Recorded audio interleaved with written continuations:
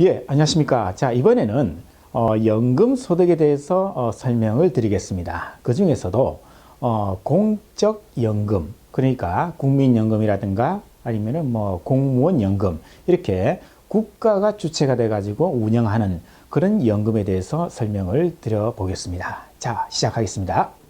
예, 자, 행복한 노후를 위한 연금 제도는요, 첫 번째 공적 연금, 두 번째 퇴직연금, 세 번째 개인연금 또는 뭐 사적연금이라고도 부릅니다만은 3단계 피라미드 구조로 되어 있다, 이렇게 말씀드릴 수가 있는데요. 제일 먼저 가장 유명한 국민연금이죠. 국민연금, 공무원은 또 공무원연금, 군인이라면 군인은 또 군인연금이 따로 있고요. 사립학교도 또 이렇게 연금이 따로 있고요. 이런 시리즈들은요, 이런 거는 전부 다 공적 연금입니다. 즉 국가가 관리하고 있는 그런 연금 제도가 되겠습니다. 가장 기본적인 연금 제도 아니겠습니까? 그 다음으로 이제 두 번째 연금 제도는요, 이제 근로소득자들은 나중에 퇴사하면은 이제 퇴직금을 받지 않습니까? 그 퇴직금을 마련하기 위한 제도가 바로 이러한 확정급여형 또는 확정기여형 퇴직연금 제도가 따로 있습니다. 이게 두 번째. 그리고 마지막으로는요, 자, 개인연금 또는 사적연금이라 해가지고 연금저축을 개인이 드는 겁니다. 개인이 가입을 해가지고 이제 돈을 불입하고, 또는 IRP 계좌가 있습니다. 여기에도 개인이 돈을 불입을 해서 스스로, 그죠, 미래를 대비하는 그런 삼중 구조로 되어 있다, 이렇게 말씀드릴 수 있겠네요. 자, 그 다음 페이지를 가시면요. 자, 이제 문제가 발생하는 거는요. 자, 국민연금만 예를 들어 보더라도 처음 우리가 제도를 시작했을 때는, 그때는 돈을 받아가는 사람이 그렇게 많지가 않았기 때문에 적게 내고 많이 받아가는 아주 이상적인 제도가 운영이 되었기 때문에 행복한 노후를 국민연금 하나만 가지고 충분히 누릴 수가 있었습니다.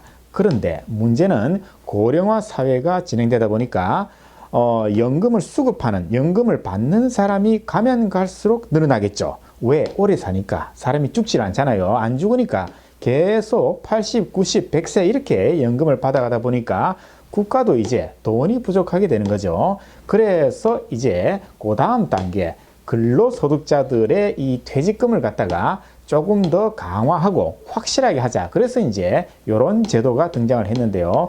이 제도는 그 회사가 퇴직금을 갖다가 회사 내부에 쌓아놓지 않고 외부에다가, 은행이라든가 이런 외부에다가 이제 돈을 적립을 시키는 방식이죠. 그래서 근로소득자들의 퇴직금을 확실하게 보장하기 위한 그런 제도가 되겠고요. 따라서 이게 확실하게 이제 보장이 되려면은 결국 놀지 말고 열심히 취직을 해가지고 일을 하라, 이런 또 논리가 되겠죠.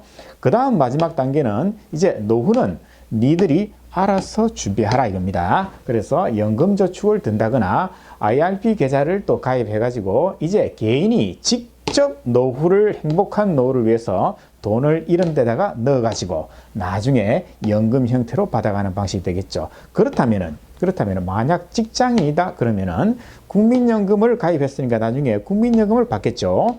그 다음에 퇴직연금에서 또 돈이 나오겠죠. 연금저축이라든가 IRP 계좌에서 또 돈이 나오고, 이렇게 해서 세 가지 구조를 가지고 연금을 운영하고 미래를 준비한다, 이렇게 보면 되겠습니다. 자, 그럼 지금부터는요, 자, 오늘은 요 위에 있는 거는 일단 생략하고요. 가장 기초적인 공적연금입니다. 국민연금이라든가 공무원연금, 공적연금에 대해서 이제 집중적으로 한번 설명을 드리겠습니다. 자, 우리가 공적연금을 우리가 생각하면요, 가장 중요한 게 요겁니다. 2002년 1월 1일을 기점으로 해가지고 그 전과 그 후에 많은 제도가 바뀌었습니다. 그 중에서 가장 큰 제도는요, 즉 2001년 12월 31일까지는요, 예를 들어서 국민연금이라 칩시다. 국민연금을 갖다가 이제 매달 불입을 하겠죠. 그러면은 연금을 납입할 때 세금을 냈습니다. 그렇기 때문에 연금을 수령할 때는 세금을 안 냈거든요. 이때까지는요. 그런데 2002년 1월 1일 이후부터는 연금을 납입할 때 세금을 안 냅니다. 안 냅니다. 연금을 수령할 때 세금을 내는 방식으로 바뀌었습니다. 우리가 근로자라면은 2월달 되면 연말정산 많이 하지 않습니까? 그 연말정산할 때 연금, 국민연금을 갖다가 1년치를 갖다가 소득공제 형식으로 소득에서 빼는 시스템이 있습니다. 그렇기 때문에 국민연금 납입금액에 상당하는 그 세금만큼은 이제 세금을 안 내는 시스템이거든요.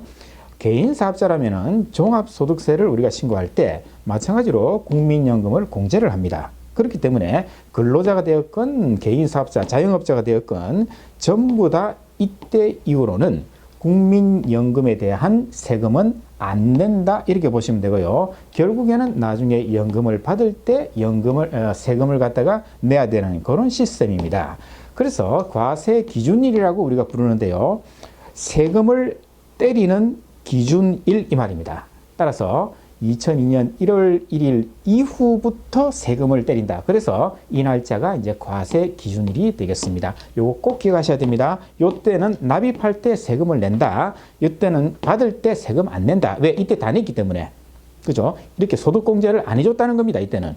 그런데 이때는 소득공제를 해가지고 세금을 안 냈기 때문에 결국 나중에 연금 받을 때 세금을 낸다. 이렇게 큰 차이가 있습니다. 자, 그러면은 자, 만약에 우리가 여기서부터, 즉, 2002년 1월 1일 전부터 계속 그 국민연금을 이제 내는 사람이 이때 이후에 이제 퇴사를 해가지고, 시간이 흘러서 연금을 이제 수령을 한다고 치면요. 이 연금 수령은 요 기간에 납입한 거, 그리고 요 기간에 납입한 게 다 섞여 있는 거 아니겠습니까? 그런데 문제는 이 과세 기준을 기점으로 이 왼쪽에 있는 거는 세금을 때리면 안 되겠죠. 오른쪽에 있는 거는 세금을 때려야 됩니다. 그렇기 때문에 이 연금 수령도 그 재원이 요거하고 요거 아니겠습니까? 따라서 요 부분만 발라내야겠죠. 그래서 세금 때리면 안 되는 구간하고 세금 때려야 하는 구간을 합친 게 분모로 들어가고요. 세금을 때려야 하는 요 구간이 분자로 들어오면은 그 중에서 연금 수령액 중에서 세금을 때려야 하는 그 비율만큼이 발라져 나오겠죠. 그죠? 그걸 이제 연금 소득으로 부르게 되는 겁니다. 자, 다음 페이지 조금 더 구체적으로 볼까요? 자, 환산소득이라는 말이 나오는데요. 환산소득은요. 자, 일단은 제가 원금 이자라고 그냥 약식으로 제가 명칭을 붙였습니다. 요 기점 이전에 국민연금을 납입한 금액입니다. 요거는 이때 이후에 국민연금을 납입한 금액이죠. 그래서 원금이라고 제가 그냥 얘기를 했습니다. 그러면은 이게 이제 국민연금공단에서도 이 자금을 가지고 그렇죠. 여러 가지 투자를 하겠죠. 그럼 이 금액보다 더 늘어나는 뭔가 그죠. 플러스 알파가 있지 않겠습니까? 그걸 갖다가 그냥 저는 이자라고 그냥 불렀습니다. 그래서 본인이 낸 것보다는 조금 더 받는 게 있지 않겠습니까? 그래서 환산소득은 이 두 개를 합친 거, 이게 환산소득입니다. 그래서 요 왼쪽에 있는 환산소득이 나올 거고요. 오른쪽에도 환산소득이 나오겠죠. 그러면은 요 부분이 차지하는 비율이 있겠죠. 그 비율만큼 이 수령한 연금에서 요게 차지하는 비율이 있죠. 그것만큼을 이제 발라내는 자금입니다. 이게. 그래서 요게 일로 들어오고 이쪽으로 들어오고요. 오른쪽에 또 분모로 들어오고 두 개 합치면은 전체 환산소득이죠. 그 중에서 우리가 요걸 발라내야 되니까 그렇죠. 요 부분에 해당하는 요 금액이 이제 들어옵니다. 그러면 과세 기준액입니다. 세금을 때리는 기준 금액이다 이 말인데요. 요게 바로 이 연금 수령한 금액 중에서 세금을 내야 되는 요 비율이 차지하는 부분 아니겠습니까? 그래서 요 금액을 가지고 우리는 연금소득세, 세금을 계산하면 되는 겁니다. 자, 그 다음 페이지 가시면요. 자, 그러면은 이제 어떤 사람이 1월부터 12월까지 이제 한 달에 한 번씩 연금이 지급될 거 아니겠습니까? 그러면 지급이 될 때 국민연금공단에서는 이게 만약 100만 원이라 칩시다. 한 달에 100만 원씩 연금을 받는다. 그러면은 그 중에서 일부분을 갖다가 원천징수를 해야 됩니다. 요거는요, 연금소득간이세표라는 그 기준표가 있습니다. 그 표에 얼마를 떼라 이렇게 표시가 되어 있습니다. 그래서 그 기준대로 요 부분을 갖다가 떼고 나머지 부분을 갖다가 이제 지급을 합니다. 그러면 요거 그렇죠. 요 원천 징수를 12번 할 거 아닙니까? 그러면 이건 바로 기납부세액에 해당하는 거죠. 이미 세금을 낸 거 아니겠습니까? 요거는 근로소득하고 거의 비슷하죠. 근로자들도 원천 징수를 한다 그랬죠. 그거하고 똑같은 개념이고요. 그렇게 해서 이제 1년 동안에 이렇게 연금을 다 받았으면은 그 다음에 1월 달이 되면은 이제 공단에서 1월분에 대해서 또 연금을 지급할 거 아니겠습니까? 그때 연말정산을 합니다. 근로자와 마찬가지로 요 1년에 대해서 연말정산을 합니다. 그래가지고 만약 좀 더 세금을 내야 된다. 그러면 징수를 할 거고요. 너무 많이 원천 징수를 했으니까 돌려주는 것도 있겠죠. 환급도 나올 수 있고요. 그럼 이러한 이 금액들을 1월 달 연금을 지급하면서 요걸 반영을 합니다. 그래서 1월 달에도 연금 소득 간이세율에 따라서 일정 금액을 뗍니다. 떼고 그 다음에 더 떼야 되면은 이걸 갖다가 더 떼겠죠. 환급을 한다면은 돈을 좀 더 주겠죠. 그렇게 해서 1월 달 연금을 지급할 때 연말정산을 해서 이런 걸 다 반영을 한다. 이런 시스템으로 가겠습니다. 예, 공적 연금의 연말정산을 한번 살펴보겠습니다. 자, 요거는요, 실제로 연말정산한 그런 영수증입니다. 보시면요, 연금소득 원천징수 영수증하고 가로 열고 연말정산 돼 있죠. 그렇습니다. 연말정산을 한 내용입니다. 징수 의무자 사립돼 있죠. 이게 바로 사립학교 교직원 연금 그걸 뜻합니다. 이분은 이제 사립학교에 이제 재직하다가 이제 퇴직을 하신 분이네요. 그래서 이렇게 징수 의무자가 있고요. 그다음에 소득자 이분이 이제 연금을 수령하는 그런 사람이겠죠. 제가 개인 그 정보는 다 이렇게 일단 마크를 했습니다. 자, 귀속 연도를 보시면요. 2019년도 1월부터 12월까지 돼 있죠. 1년 동안에 이제 연금을 받았단 말입니다. 총 연금 수령한 게 2,400만 원 정도 받았네요. 그죠? 그런데 이게 중요합니다. 연금 제외 소득 있죠? 2001년 12월 31일 이전 분이라고 되어 있습니다. 바로 이겁니다. 그죠? 2002년 1월 1일 전에 2001년 12월 31일까지 그죠? 요 분에 대한 금액이 이 금액이란 말입니다. 그렇죠? 그럼 여기에서 요거를 빼면은 이제 요 부분이 차지하는 비율이 나오겠죠. 그게 총 연금 금액입니다. 814만 5,406원이 나오네요. 이게 바로 과세 기준액입니다. 이 금액을 가지고 이제 세금을 계산하겠다 이 뜻이고요. 요거는 제가 색깔을 같이 했죠. 바로 이 부분이 차지하는 비율만큼 여기에서 이 부분이 차지하는 비율만큼을 곱해서 나온 금액이 요거다 이겁니다. 예. 자. 그래서 총 연금액이 814만 5,406원이 나왔죠. 그 밑에 연금소득공제라는 게 있습니다. 자, 요거는요, 우리 이제 근로소득 할 때, 연말정산할 때도 근로소득공제가 나오는데요. 요거는 우리가 개인사업자라면은 매출액이 있겠죠. 매출액 대비 비용이 있을 거 아닙니까? 뭐, 월세라든가 아니면 인건비라든가 아니면 원재료 값이라든가 개인사업자는 이런 비용이 100% 확실하죠. 그죠? 그런데 근로소득자라든가 연금소득자는요, 얼마를 비용으로 넣을 건지가 참 애매하다는 겁니다. 예를 들어 가지고 우리가 삼성전자에 영업을 하는 사원이라고 칩시다. 그 사원이 이탈리아 1,000만 원짜리 양복을 장만했습니다. 그리고 그 양복을 입고 열심히 영업을 하니까 영업 그 매출이 2배나 뛰었습니다. 그래서 이 근로자는 오케이, 내가 1,000만 원짜리 이 양복은 내가 영업을 하는데, 즉 매출을 올리는데 지대한 공헌을 했기 때문에 이거는 비용이다 라고 이렇게 국가한테 주장을 한다고 칩시다. 그럼 국가 입장에서는 참으로 난감하겠죠. 그죠? 입증을 할 수가 없지 않습니까? 그 양복 때문에 매출이 늘어난 건지 아니면은 뭐 다른 그런 그죠 원인이 있었든지. 그렇기 때문에 국가는 근로소득자 또는 연금소득자에 대해서는 일정한 금액에 따라서 그냥 산식을 갖다가 만들었습니다. 그죠? 너는 급여가 얼마니까, 너는 연금이 얼마니까, 그죠? 얼마를 비용으로 인정해 줄게. 이게 바로 연금소득공제라는 겁니다. 그래서 이분은 이제 800만 원 구간이죠. 그러면은 하나, 둘, 셋 여기 들어옵니다. 이 구간에 들어오죠. 그러면 계산 산식이 이렇게 됐습니다. 요게 뭐냐면요. 비용입니다. 비용. 얼마를 비용으로 인정할 것인가. 자, 그래서 490만 원 플러스 총 연금액이 800만 원 아닙니까? 이 금액 넣고 700만 원 빼고 곱하기 20% 하면은 정확하게 이 금액이 나옵니다. 이 금액.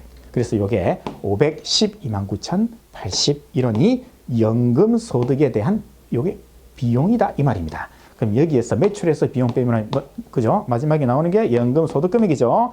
연금 소득 금액 세법에서 소득 금액이라는 말이 나오면은 뭘 생각하면 됩니까? 그렇죠. 마진이라고 그랬죠. 마진입니다. 매출에서 비용을 뺀 마진이죠. 그래서 연금 소득 금액은 연금 마진이다 이 말입니다. 300만 원 정도 나오네요. 거기에서 이제 여러 가지 이제 소득 공제를 빼면 되는 겁니다. 그래서 연금 소득 공제를 구하는 산식은 바로 이렇게 표로 정해져 놨다. 그죠? 이렇게 생각하시면 되겠네요.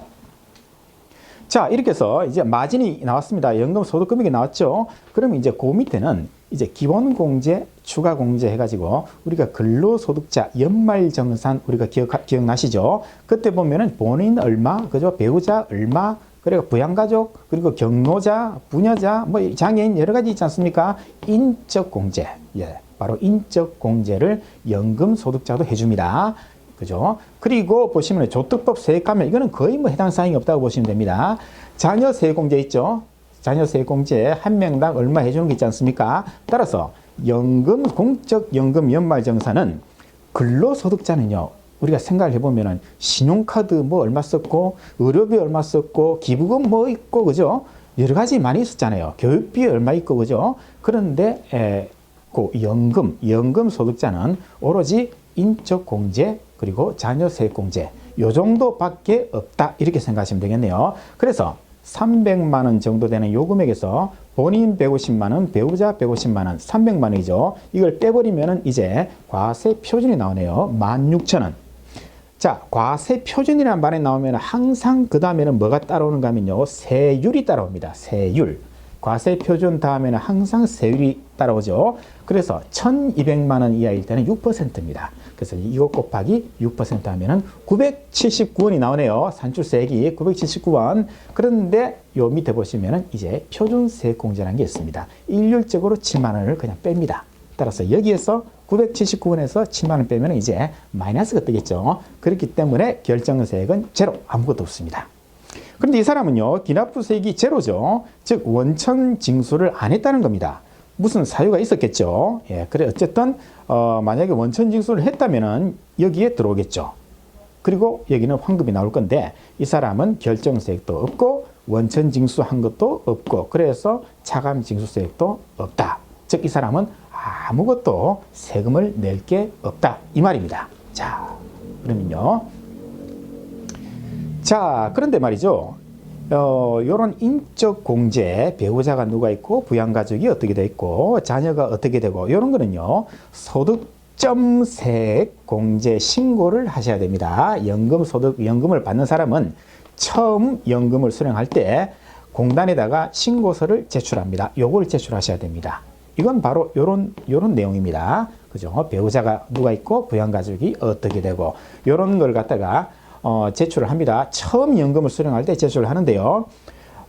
그리고 또 매년 12월 말에 공단에 신고서를 한 번 더 제출합니다. 그런데 요거는요, 변한 게 없다면은 처음 이렇게 신고했을 때 하고 아무런 구성원이 변동이 없다. 그러면은 요거 안 하셔도 됩니다. 근데 만약에 불행이지만은 배우자가 사망을 했다. 그러면은 이게 바뀔 거 아닙니까? 그러면은 처음하고 다르니까 그때는 이제 12월 31일까지 소득점 세공제 신고를 이제 하셔야 된다. 그렇게 되겠습니다. 예, 그래서 1월부터 12월까지 12번 이제 연금을 받고 다음에 1월 달에 연말정산을 한다. 이렇게 말씀드렸죠. 예. 그 다음 페이지. 자, 그런데요. 만약에 이 사람이 연금 소득만 있으면은 예를 들어서 이제 공적연금이겠죠. 국민연금이라고 칠까요? 자, 국민연금만 있고 다른 소득이 아무것도 없다. 은퇴해가지고 오로지 나는 국민연금만 매달 받아가지고 생활하는 사람이다. 그러면요, 연말정산 1월달에 다음 해 1월달 연말정산으로 이 사람은 모든 세금 문제는 끝입니다. 더 이상 할 거 없습니다. 그런데 만약에 다른 소득이 있다면은 이제 종합소득신고, 줄여서 종소세 신고를 다음 해 5월 달에 해야 되는데요. 여기서 말하는 다른 소득이라는 것은 이자소득, 배당소득, 사업소득, 근로소득, 연금소득, 기타소득. 맨 앞에 글자를 따면요. 2배사, 근년기. 이렇게 우리는 암기를 하는데요. 이 바닥에서 세무사 시험을 준비한다. 그런 학생이 있으면 꼭 물어보십시오. 야, 너 종합소득은 6가지 있다는데 그건 뭐냐? 물어보면요. 2배사, 근년기. 그냥 기관총처럼 나올 겁니다. 그죠? 무조건 암기하는데요. 그래서 이 사람이 만약에 연금소득은 기본적으로 있는 거고, 기본적으로 있죠. 지금 국민연금. 만약에 이 사람이 사업을 하고 있다. 그러면은 사업소득과 연금소득이 두 가지가 있지 않습니까? 다소득이, 다른 소득이 있죠? 그럼 이 사람은 다음에 5월 달에 종소세 신고를 하셔야 됩니다. 만약에 국민연금을 받고 있는데 어디 가서 근로소득이 있더라. 이것도 마찬가지로 종소세 신고를 해야 됩니다. 따라서 국민연금만 나는 소득이 있다. 그러면은 연말정산, 다음 해 1월 달 연말정산으로 끝나지만은 다른 소득이 있으면은 다른 소득과 합쳐가지고 다음에 5월에 종소세를 신고를 한다. 이렇게 시스템이 이제 움직이고 있습니다. 예, 그래서 만약에 국민연금 외에 다른 이제 사업소득이 있다. 그러면은 이제 연금하고 사업소득을 합쳐야 되는데요. 그때 이제 연금소득 금액은 무엇을 들고 갈 것인가 합칠 것인가 하는 문제는 바로 총연금액, 요금이다. 요 금액하고 연금소득공제 요 금액하고 연금소득금액 요 300만 원. 요게 세 개로 이제 세트가 돼가지고 이제 신고세, 종합소득세 신고세에 요 세 가지를 이제 기입을 하시면 됩니다. 그래서 총연금액 요거 중요합니다. 요거하고 이게 이제 종소세 신고 때 이제 들어가가지고 사업소득도 마찬가지로 이렇게 나오겠죠. 그렇죠. 사업소득도 결국에는 사업소득 금액이 나올 거 아닙니까? 그죠? 그럼 이거하고 소득 금액끼리 합쳐가지고 이제, 이런 식으로 이제 계산을 쭉 해서 이제 세금을 종합소득세를 계산하면 되겠습니다. 예. 예, 어떻습니까? 자, 공적연금은 우리가 딱 세 가지만 기억하면 된다. 그죠? 첫 번째, 2002년 1월 1일이 기준점이라는 거. 두 번째는요, 공적연금을 받는 사람도 다음에 1월 달에 연말정산을 하더라. 그리고 만약 다른 소득이 있다면은 다른 소득과 연금소득하고 다른 소득을 합쳐가지고 다음해 5월 달에 종합소득세 신고, 종소세 신고를 해야 된다는 거. 요 세 가지가 이제 키포인트가 되겠습니다. 자, 다음 시간에 또 다른 주제로 또 찾아뵙겠습니다. 수고하셨습니다.